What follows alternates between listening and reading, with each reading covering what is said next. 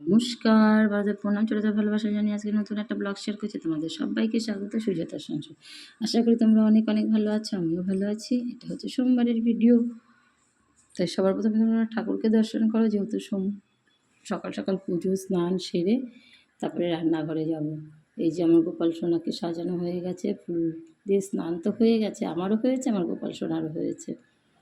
দেখো ঠাকুর সবার প্রথমে তোমরা সকলে আমার ঠাকুরকে দর্শন করাই, তারপরে চলে এলাম রান্নাঘরে। ফটাফট রান্না বসিয়ে দিলাম, কেননা আবার দেরি হয়ে যাবে স্কুলের। আর কি রান্না হবে সেটাও পরে শেয়ার করছি, সম্পূর্ণ তো শেয়ার করতে পারবো না, তাহলে অনেকটা বড় হয়ে যাবে। সেই জন্য যেহেতু নিরামিষ, সেই জন্য আলু সোয়াবিন হবে। এদিকে মেয়ের টিফিন হয়ে গেছে, ও ম্যাগি নেবে সস দিয়ে। আর ম্যাগিটা আজকে একদম পাতলা ঘন করে করেছি, আর কি শুকনো করে ফেলেছি।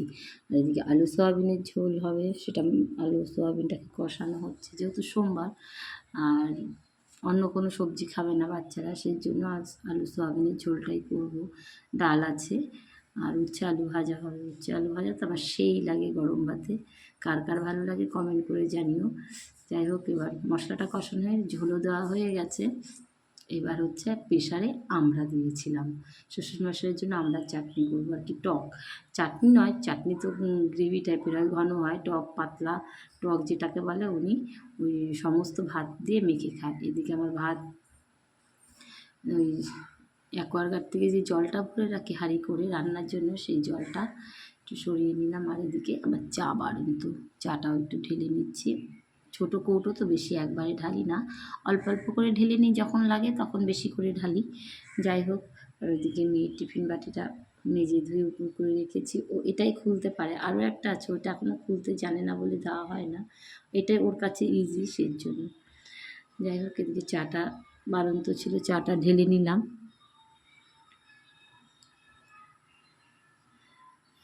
এইবার চলে এসে দেখো এই তরকারিগুলো ছিল, ডাল ছিল আর উচ্ছে আলু ঝোল ছিল। আর এই যে নারকেলটা কোড়াবো, নারকেল তো এখন ওই কোড়ানিতে কোটাতে গেলে খুব সমস্যা হয়, অত চাপ দিয়ে বসতে পারি না। তাই শ্বশুরমশাই নিয়ে এসছে নারকেলটা, উনি নারকেল গাছ থেকে পড়বে আর ছুলিয়ে ফাটিয়ে ফেলবে। তাই এই নারকেলগুলো তো হেল্লা করতে হবে, ফ্রিজে ছিল, অনেকটা শক্ত হয়ে গেছে।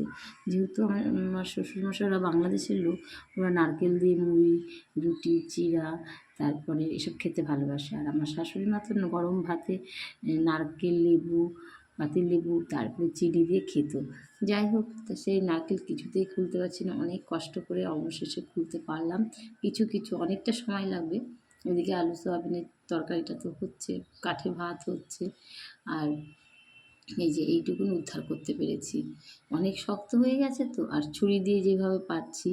আর আগে তো কুড়ানিতেই কুড়াতাম, এখন মিক্সচার হওয়াতে এগুলোকে একটু কুচি কুচি করে কেটে জল দিয়ে মিক্সচারে পেস্ট করে নেবো। কিছু করার নেই, যেহেতু পারিও না, সত্যি কথা পারি না, আর আমাদের কুড়ানিটার ধারও নেই, সেই কারণে। দেখুন কত চেষ্টা করছি করার সত্ত্বেও অল্প একটু বেরিয়েছে। তারপর নারকেল অনেকে লতিতে খায়, বিভিন্ন জিনিসে খায় অনেকে, আমি তো ওটাতেই করি, ছোলার ডালে খাই। কিন্তু নারকেল আমার শুধুই ভালো লাগে, বড়া খেতে খুবই ভালো লাগে, তাই ভাবছি বড়াও করতে পারি। দেখা যাক, কুড়িয়ে রাখবো, যতটা হয় ততটাই, নইলে বড়াও করে নেব। আর নারকেলের বড়া তো খুবই ভালো লাগে, আমার তো সেই লাগে, তোমাদের কেমন লাগে জানি না।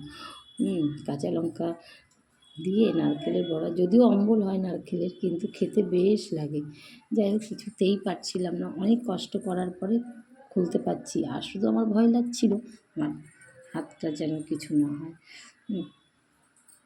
তারপরে এই যে অনেকে বলে ছুরি দেখাতে নেই, কিন্তু যখন কাটবো কাজ করবো তো ছুরি তো দেখাতেই হয়। তা এইসব কাটাকাটিটার ব্যাপারটা কী থেকে হবে। যাই হোক, তারপরে নারকেলটা করার পরে অনেক কষ্ট করে পুরোটাকে করলাম, এবার টুকরো টুকরো করে নেব। আর অনেকে খুব সুন্দর পারে ছুরি দিয়ে সবজি টবজি বানাতে, আমি আবার সেভাবে ডেসপারেট হইনি, চেষ্টা করি। এদিকে তো তরকারি হয়েই চলেছে, আর হাত তো থামিয়ে রাখলে হবে না, তাই নারকেলটাই করে নিই ততক্ষণে। আর এদিকে রান্নাবান্না বলতে বলো তো কী হবে, আজকে আলু সোয়াবিন, ডাল রয়েছে, আর হচ্ছে আলু ভাজা, আর কি হয় দেখা যাক। আরেকটা হচ্ছে ঢ্যাঁড়স পোস্ত আর কি সর্ষে দিয়ে করবো, এটাই একদম সিম্পল রান্না।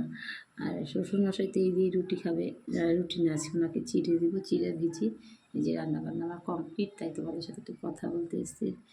গ্যাসটা মোছানো হয়নি, ওই যে রান্নাবান্না। আর মেয়ে খাওয়াবো, আমিও খাবো, তারপরে মেয়েকে স্কুলে নিয়ে যাবো।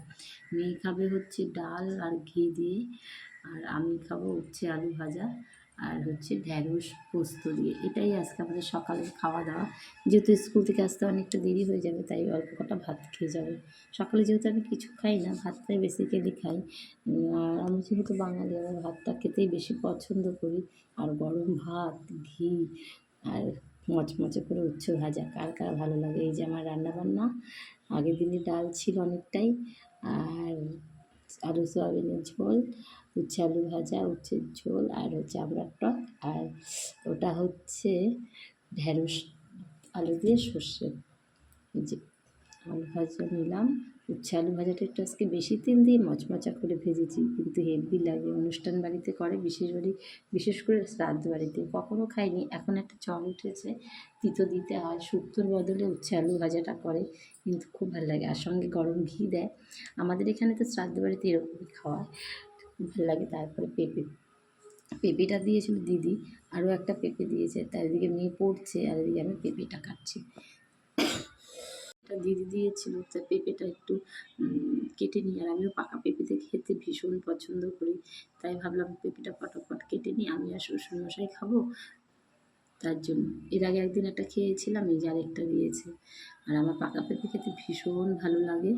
যাই হোক, অবশেষে আর পাকা পেঁপেটা বেশি পেকে গেছিলো, তাই একটু ল্যাটল্যাটে টাইপের হয়ে গেছিলো, কিছুতেই কাটতে পারছিলাম না। আর এদিকে বীজটাও রেখে দিচ্ছি, গরুকে দিয়ে দেবো। আর আমাদের বাড়িতে তো সেভাবে পেঁপে হয় না, কিন্তু মাঠে অনেক হয়। আর আমি যেহেতু ভালোবাসি, যে একটু পাকা পাকা পেঁপে হয়, বড় বড় রেখে দিই, পেকে যায়, সেটাই আমি খাই। আগে যেহেতু খেতাম না, এখন বেশ লাগে। ফলের মধ্যে আমি আর শ্বশুরমশাই খাবো এগুলো, আর কেউ খাবে না, বাচ্চারা। যাই হোক, রান্নাবান্না দিকে কমপ্লিট করে হয়ে গেছে, বাকি গ্যাসে ঘটছে অল্প অল্প, আর আমি এদিকে বাদবাকি কাজটা করি। এভাবেই আমি প্রত্যেকদিন কাজ করি, কিছু করার নেই। তোমরা যারা একা সংসার, এইভাবেই বুদ্ধি খাটিয়ে কাজ করো। প্রতিটা মুহূর্তে আমি সত্যি কথা এক বিন্দু এদিক ওদিক সময় নষ্ট করি না, সকাল থেকে উঠে। আর প্রত্যেকটা মুহূর্ত বুদ্ধি খাটিয়ে কাজ করি। যেহেতু আমাকে আবার 10টার মধ্যে বেরিয়ে যেতে হবে, তাই আমি একবারে ভোর 6টা থেকে 7টার মধ্যে সমস্ত কাজ পরিপাটি করে গুছিয়ে গাছিয়ে তারপরে যেতে হয়, তালা টালা দিয়ে। কেননা শ্বশুরমশাই বয়স্ক, বাড়ির চোখের সামনে দিয়ে কেউ হেঁটে গেলেও টের পাবে না, অনেক সমস্যা। তাই যেখানেই যাই, যা কিছু করি, অনেক ভাবনা চিন্তা করে পা বেরোতে হয়, অনেক কিছু সাবধানে রেখে যেতে হয়, নইলে বেসাবধান হলেই কেলেঙ্কারি। দিনকাল ভালো না। আর ওইদিকে মেয়ে দিচ্ছে, মেয়ের স্কুলের কাজগুলো করাচ্ছি আর রান্না করছি। রান্নাঘরেও বেশিরভাগ পড়ে। যাই হোক, যেটা যেটা পারে না বলে দিতে পারি, উপরে তো সম্ভব হয় না, চলে আসি। আর উপরে একা একা করবেও না, ছেলে আছে, ওর সাথে ঝামেলা করবে, সেই জন্য ওকে নিয়ে আসি। যাই হোক, এই যে পেঁপেটা কিছুতেই কাটতে পারছিলাম, ল্যাতা হয়ে গেছিলো। ল্যাতা জিনিস তো কাটতে অনেকটাই কষ্ট হয়, সেই কারণে। তারপরে তো অবশেষে কাটা হলো, এবার রেখে দেবো। খোসাগুলো, যে আমাদের পাশে গরু আছে, গরুকে দিয়ে দেবো। আর আমি রাস্তা দিয়ে গেলেই গরুগুলো আমার দিকে তাকিয়ে থাকবে, কখন আমি খোসা নিয়ে আসবো, আমাকে দেখলেই। সেই জন্য ওকে না দিলেও ভালো লাগে না গরুগুলোকে। তা অবশেষে তো আমার কাজকর্ম কমপ্লিট হলো। এদিকে মেয়ে দিচ্ছে, মেয়েটার আবার ঠান্ডাও লেগেছে। আর এদিকে আমার শ্বশুরমশাই খাওয়া দিতে গিয়ে দেখি কাঁঠাল খাচ্ছি। কাঁঠাল খেতে যে কী ভালোবাসে, কী বলবো তোমাদের। এই যে বাংলাদেশের মানুষ তো ভীষণ ভালোবাসে, ভীষণ। ওই যে নিজেই পেরে নিয়ে এসছে, যেই পেকেছে, তবু কাঁঠালটা ভালো ছিল না, তবুও উনি খাবে। যাই হোক বন্ধুরা, আজকের মতো ভিডিওটা এখানে রাখছি। তোমরা অনেক অনেক ভালো থেকো, সুস্থ থেকো। বয়স্ক মানুষ হলে হবে কি, কাঁঠাল খেতে ভীষণ পছন্দ করে। দেখুন আমার শ্বশুরমশাই আমাকে বারে বারে বলছে, সুজাতা খাও খাও খাও, কিন্তু আমি তো কিছুতেই খাবো না ওরকম কাঁঠাল। আর তারপরে গরম পড়েছে, খেলে যদি অস্বস্তি হয়। আর আমি ওনাকে বারণ করছিলাম, খেও না, যদি শরীর খারাপ হয় আমাকে কষ্ট করতে হবে। দেখুন কী মনের সুখে আমার শ্বশুরমশাই কাঁঠাল খাচ্ছে, এত ভালোবাসে কাঁঠাল খেতে। কাঁঠাল, আম, যে কোনো ফল খুব ভালোবাসে, খুব।